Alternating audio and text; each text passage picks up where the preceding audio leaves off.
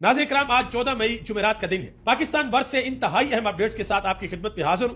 गुजारिश करूंगा कि हमारे चैनल को जरूर सब्सक्राइब कर लें ताकि इन्फॉर्मेशन का ये सिलसिला आप लोगों तक पहुंचता रहे।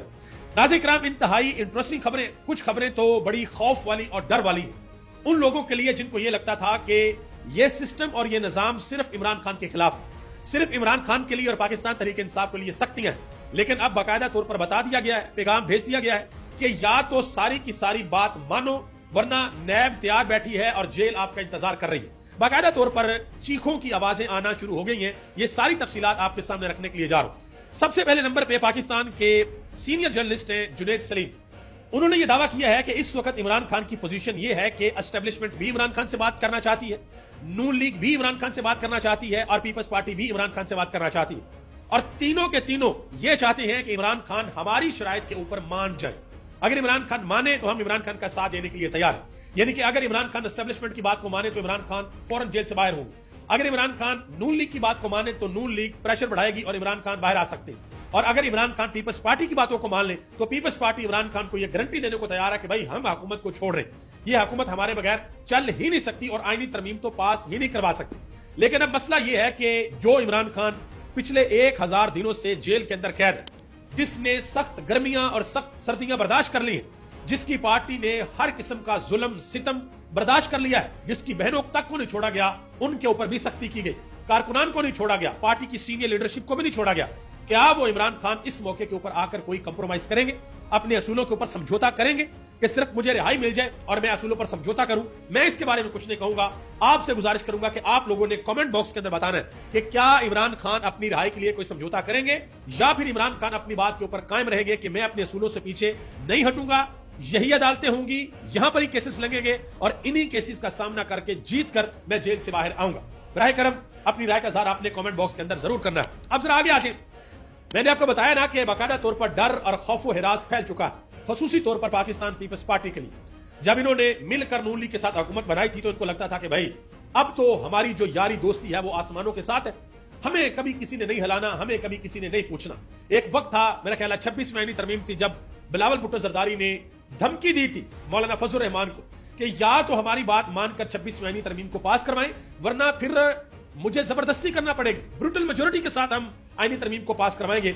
और आज बिलावल भुट्टो जरदारी, आसफ अली जरदारी, पूरी की पूरी पीपल्स पार्टी को समझ नहीं आ रही कि हम क्या करें, क्योंकि 28वीं आईनी तरमीम के अंदर पीपल्स पार्टी से सब कुछ मांगा जा रहा है, रिटर्न में दिया कुछ भी नहीं जा रहा। और पीपल्स पार्टी के सामने बड़ी चीजें खोल कर रख दी गई हैं कि ये सारी की सारी चीजें हैं, अगर आप लोगों ने बात ना मानी, अगर आईनी तरमीम आराम से सुकून से पास ना करवाई, अपनी चीजों को सरेंडर ना किया, तो फिर हाल आपका भी इमरान खान जैसा हो सकता है, पाकिस्तान तहरीक इंसाफ वाला हो सकता है। और इमरान खान तो बर्दाश्त कर गया ना, तहरीक इंसाफ तो सारी की सारी बर्दाश्त कर गई। तहरीक इंसाफ की खवातीन तक जो है वो नहीं टूटी, वो भी जेलों के अंदर कैदोबंद की सोबतें बर्दाश्त कर रही है। तो जरा थोड़ी देर के लिए सोचें कि अगर ये सख्तियां पीपल्स पार्टी के ऊपर आई तो क्या पीपल्स पार्टी बर्दाश्त कर सकेगी या नहीं कर सकेगी। नदीम अफजल चंद साहब, सुनिएगा जरा क्या कहते हैं, पीपल्स पार्टी के अहम तरीन रहनुमा है और नदीम अफजल चंद साहब बोल रहे हैं तो इसका मतलब है कि इशारा पीछे से है, आसफ अली जरदारी की जानिब से। नदीम अफजल चंद साहब कहते हैं कि इमरान खान को सियासी जमातों से डील करना होगी और यह डील नहीं कहलाएगी बल्कि मिसाके जमहूरियत कहलाएगा, इसको कोई डील नहीं कहेगा। ये उसी मिसाके जमहूरियत की बात हो रही है जो एक वक्त में नून लीग और पीपल्स पार्टी ने भी आपस में किया था। तो ये ओपनली ऑफर है इमरान खान को कि आओ बैठो हमारे साथ बातचीत करो। दूसरे नंबर पर नदीम अफजल चंद साहब कहते हैं कि इसी साल इमरान खान की रिहाई हो जाएगी और इमरान खान को अब जेल के अंदर 3 साल हो गए। सियासी लीडर्स को ज्यादा देर तक कैद नहीं रखा जा सकता, रास्ता अदालतों का ही होगा। जब हालात नॉर्मल होंगे तो कोर्ट्स भी नॉर्मल हो जाएंगी। मजीद कहते हैं कि जैसे ही किसी आईनी तरमीम की बात होती है तो नैब सरगर्म हो जाता है। जरा गौर से सुनिएगा कि जैसे ही किसी आईनी तरमीम की बात होती है तो नैब सरगर्म हो जाता है। आसफ जरदारी वो सदर नहीं है जो इस्तीफा देंगे, और देंगे भी क्यों, इस्तीफा तो ऑप्शन ही नहीं है। जरदारी साहब प्रेशर में ज्यादा बेहतर सियासत करते हैं। जो सुकून चल रहा है मुझे तो किसी बड़े लावे की सूरत में नजर आ रहा है कि जो खामोशी है कोई बड़ा लावा फटने की तैयारी हो रही है। उन्होंने कहा कि महंगाई, बेरोजगारी और बहुत ज्यादा ज़राअत तबाही के दहाने के ऊपर है।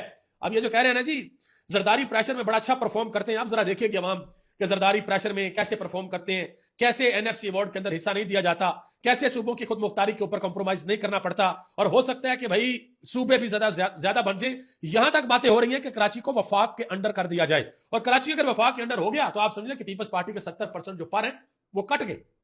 आज बिलावल भुट्टो जरदारी साहब एक जगह पर प्रेस कॉन्फ्रेंस कर रहे थे तो एक सहाफी है जिनका नाम है हैदर शराजी, انہوں نے بلاول بھٹو زرداری سے سوال پوچھا. سوال یہ پوچھا کہ 28ویں آئینی ترمیم کے تحت NFC ایوارڈ میں کٹوتی اور نئے صوبے چاہیے, کیا مطلب ایسا ہو جائے گا؟ تو آگے سے بلاول بھٹو نے کوئی جواب نہیں دیا, اور اجلاس کے بعد اس صحافی کو کہا کہ ہم ایسے SOPs طے کریں گے کہ اگر پریس کانفرنس کے اندر آپ نے کوئی سوال پوچھا تو آپ کو جواب نہیں دیا جائے گا. آپ اندازہ لگیں. حافظ عبداللہ جن کا تعلق JUI سے ہے, انہوں نے اشارات ایک بڑی اہم بات کی. وہ کہتے ہیں کہ اب یہ پیغام دیا جا رہا ہے کہ تمہیں جیلوں سے باہر نکالا, تمہارے کیسز ختم کیے, اقتدار کی کرسی کے اوپر تمہیں بٹھایا, اور اب آپ کو جو کہا جا رہا ہے وہ کام آپ کو کرنا ہوگا. کرسی کی بقا چاہیے تو 28ویں آئینی ترمیم کا ساتھ دینا ہوگا, پاس کروانی ہوگی, ورنہ پھر جیل یاترا تیار بیٹھی ہوئی ہے. یہ سیدھا سیدھا پیغام ہے. کس کس کے لیے ہے ان سب کو بہت اچھے طریقے سے پتا ہے. نعیم حیدر پنجوتا پاکستان تحریک انصاف کے نوجوان وکیل ہیں. وہ کہتے ہیں کہ یہ سمجھتے ہیں کہ 28ویں آئینی ترمیم سے ان کو تسلی مل جائے گی. انہوں نے کہا کہ آپ کو نہ اس دنیا میں تسلی ملے گی اور نہ اگلے جہان میں تسلی ملے گی. جو آپ نے عوام کے ساتھ کیا ہے اس کا حساب آپ کو دینا پڑے گا, اور اگلے جہان بھی اللہ تعالیٰ آپ سے اس کا حساب لے گا. آگے آ جائیں جی. سہیل خان افریدی نے آج ایک بہت بڑا پنڈارا باکس کھولا ہے. سہیل خان افریدی کے اوپر باقاعدہ طور پر تنقید ہو رہی ہے کہ جی خیبر پختونخوا کے اندر بہت زیادہ کرپشن ہو رہی ہے. تو اس کے اوپر سہیل خان افریدی نے باقاعدہ طور پر آج چیلنج دیا ہے, اور سہیل خان افریدی کے پاس دن رہ گئے ہیں ٹوٹل 6, جو سہیل خان افریدی نے ڈیڈ لائن دی ہے کہ اگر اگلی منگل سے پہلے عمران خان کو ہاسپٹل شفٹ نہ کیا گیا تو پھر سخت لائے عمل اپنایا جائے گا. تو 6 دن باقی رہ گئے, یہ ہم ہر دن آپ کو کوشش کریں گے کہ یاد کروائیں گے. سہیل خان افریدی کہتے ہیں کہ تقریباً 150 صحافیوں سے فارم ہاؤس کے اوپر ملاقات کی گئی ہے. انہیں خوب مال دے کر یہ ٹاسک دیا گیا ہے کہ KP کی حکومت کے خلاف بیانیاں بنائیں, اور جیسے ہی میں ثبوت مانگتا ہوں تو کوئی ثبوت کسی کے پاس نہیں ہوتا. اور دوسری طرف 5300 ارب روپے کی کرپشن ہوئی ہے, اس کے اوپر کوئی بھی نہیں بولتا. اور یہ نمبر 5300 ارب PTI کا نہیں ہے یا پاکستان سے کسی صحافی کا نمبر نہیں ہے, یہ نمبر IMF کا ہے. IMF نے کہا کہ پاکستان کے اندر پچھلے کچھ عرصے میں 5300 ارب روپے کی کرپشن ہوئی ہے. سہیل افریدی نے مزید یہ بھی کہا کہ CM سیکریٹریٹ کے دروازے عام آدمی کے لیے کھولوں گا, میرے دفتر پر کرپشن کے ثبوت آپ لوگ پہنچائیں. اگر کرایہ نہیں ہے تو کرایہ میں دوں گا, اور انعام بھی آپ کو میں دوں گا. جو بندہ کرپشن کر رہا ہے آپ آ کر میرے دفتر میں بتائیں. انہوں نے کہا کہ ہمارے خلاف کچھ کالے چینل لانچ کیے گئے ہیں, اور میرے ذرائع کے مطابق ان میں 3.5 ارب روپے کی سرمایہ کاری کی گئی ہے, جن کا کام ہی یہی ہے کہ وہ پروپیگنڈا کریں کہ خیبر پختونخوا کے اندر کرپشن ہو رہی ہے. مزید انہوں نے کہا کہ خیبر پختونخوا میں 1-50 یعنی کہ 49 آفیسرز کے خلاف کرپشن کی انکوائری جاری ہے. تقریباً 19 لوگ معطل ہو چکے ہیں, 17 لوگوں کو برخاست کیا جا چکا ہے. ہم گراس روٹ لیول سے آئے ہیں تو ہمیں پتا ہے کہ کون کیا کرتا ہے. میں نے کرپشن کے تمام راستے بلاک کر دیے. یہ ساری کی ساری سٹیٹمنٹس دی ہیں سہیل خان افریدی نے. ٹھیک ہے, تو اب میرا خیال ہے یہ بڑی اچھی بات ہے. نون لیگ کے رہنما ادھر بہت بڑی تعداد میں ہے, تو جو بھی KP کے اندر کرپشن ہو رہی ہے, سہیل خان افریدی کا دفتر کھلا, جا کے بتائیں سہیل خان افریدی کو یہ ثبوت ہے یہ کرپشن ہو رہی ہے, تو پھر دیکھتے ہیں سہیل خان افریدی کو ایکشن لیتے ہیں یا نہیں لیتے. سہیل خان افریدی کی ٹیم کے ایک اہم ترین نکر ہیں ڈاکٹر شفقت ایاز, نوجوان رہنما. انہوں نے ایک بڑی اہم بات کی. وہ کہتے ہیں کہ وزیر اعلیٰ سہیل افریدی ضرور سوچیں گے کہ اگر عمران خان آرام سے بیٹھ کر رہا نہیں ہو رہے, ان کو رہا نہیں کروایا جا سکتا, تو خیبر پختونخوا اور پنجاب کی ملانے والی جو سڑکیں ہیں پھر ان کو بند کرنے کی طرف غور و فکر ہو سکتا ہے. انہوں نے کہا کہ قیادت کو فیصلہ کرنا پڑے گا. انہوں نے کہا کہ یہ پتہ چل گیا سہیل افریدی کو کہ آرام سے بیٹھ کر یہ کام نہیں ہو سکتا. انہوں نے کہا کہ ہمیں امن کا جھنڈا اٹھا کر ان کی سپلائیاں اور موٹر وے سڑکیں بند کرنا ہوں گی. ٹھیک ہے جی. اور ہمارے ایک بھائی ہیں نوجوان صحافی ہیں سرحاب برکت, وہ عوام کے اندر نکلے ہیں. انہوں نے جا کر عوام کی صورتحال کا پتہ کیا ہے اور عوام سے رائے لی ہے کہ کیسا چل رہا ہے اس وقت ملک اور کیا حالات و واقعات ہیں. عمران خان کے بارے میں پوچھا ایک بزرگ شہری. انہوں نے کہا کہ عوام اور ملک کا خیر خواہ ہے عمران خان, غریب کا لیڈر ہے بلکہ پوری دنیا کا لیڈر ہے. انشاءاللہ وہ ضرور آئے گا, باطل کو جانا ہوگا, حق کو آنا ہوگا. ہمارا دل یہ کہتا ہے کہ عمران خان دوبارہ آئے گا. آگے سن لیں جی. محمود خان اچکزئی نے کچھ اہم ترین سٹیٹمنٹس دی ہیں. وہ کہتے ہیں کہ ہمیں صرف یہ ڈر ہے کہ اگر عوام کو ہم نے سڑکوں کے اوپر نکال لیا, عوام سڑکوں کے اوپر آ گئی, تو پاکستان اس کو سہ سکے گا یا نہیں سہ سکے گا. انہوں نے کہا کہ ہم لوگوں کو سڑکوں پر اس لیے نہیں لے کر آتے کیونکہ حالات بغاوت کے پکے ہیں, حالات مرد آباد زندہ باد کے پکے ہیں, حالات انتہائی بربادی کے پکے ہیں. ہمیں صرف ڈر یہ ہے کہ ہم لوگوں کو سڑکوں پر اگر لے آئے تو پتہ نہیں پھر یہ سسٹم, پھر یہ نظام, پھر یہ ہمارا ملک اس کو وہ جو کچھ ہوگا اس کو برداشت کر سکے گا یا نہیں کر سکے گا. آگے آجائے جی. آج عدالت کے اندر ایک انتہائی اہم کیس لگا ہوا تھا عمران خان کی اہلیہ بشا بی بی کا. تو اسلام آباد کے جو ایڈوکیٹ جنرل ہیں انہوں نے آج جو وجہ پیش کی عدالت کے اندر, ذرا غور سے سنیے گا. وہ کہتے ہیں کہ بشا بی بی کی بہن ٹویٹ کرتی ہیں اور ملک میں خوف و ہراس پھیل جاتا ہے. ملک نازک صورتحال سے گزر رہا ہے اور اس دوران ایسی صورتحال پیدا نہیں کی جا سکتی. یعنی کہ بشا بی بی کی جو بہن ہے وہ اگر جاتی ہیں, یا بشا بی بی کے جو خاندان والے ہیں وہ جاتے ہیں, بشا بی بی سے ملاقات کرتے ہیں, بعد میں بشا بی بی کی بہن کوئی ٹویٹ کر دیتی ہیں, تو اس سے پورے ملک کے اندر خوف و ہراس پھیل جاتا ہے. ایک نوجوان صحافی ہیں زبیر علی خان, انہوں نے اس کے اوپر ایک بڑی اہم بات کی. وہ کہتے ہیں کہ ہم نے بھارت کے جہاز گرائے, ہم نے دہشت گردوں کی کمر توڑ دی, ہم عالمی امن کے حامی بن گئے, بہترین سفارتکاری ہم نے کی, ہم بہت مضبوط ہو چکے ہیں, دنیا ہمیں تسلیم کر رہی ہے. ان سب دعووں کے بعد پھر ہم یہ کہتے ہیں کہ ایک ٹویٹ سے ہماری ریاست کو خطرات لاحق ہو جاتے ہیں, ملک نازک صورتحال سے گزرا ہے. حالانکہ ایسی سچویشن نہیں ہے.